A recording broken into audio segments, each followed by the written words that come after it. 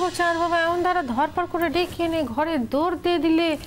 কি হয়েছে গো? আমি তো কিছু বুঝতে পারছি। কি হয়েছে বাবা? শোনো, তোমাদের সাথে আমার একটা কথা আছে, আর কথাটা আমি এখনই বলতে চাই। তুমি আবার কি কথা বলবে? হ্যাঁ, কথা তো আমরা বলবো তোমার সাথে। এত বড় একটা ঘটনা ঘটিয়ে দিলে।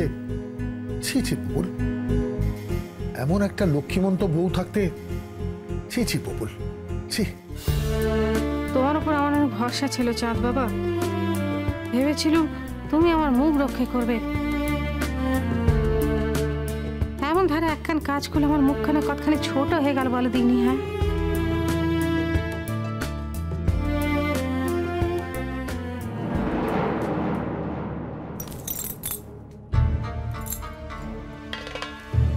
বৌদি, উনি না ঘরের দরজা বন্ধ করে দাদা আর ওই রাধার সঙ্গে কি সব কথা বলছে। পত্রিকাও ডেকেছে, আমি শুনেছি। কি যে হচ্ছে কিছু বুঝতে পারছি না।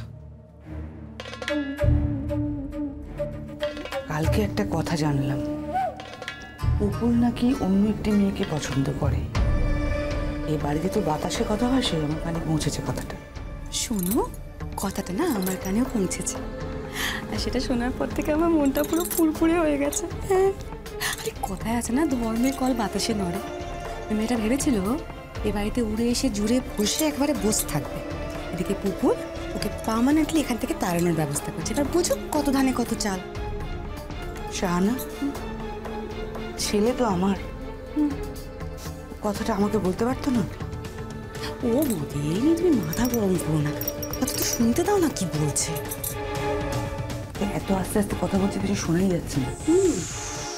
তোমার এই কথাটার উত্তর আমি অন্যদিন দেবো মামনি।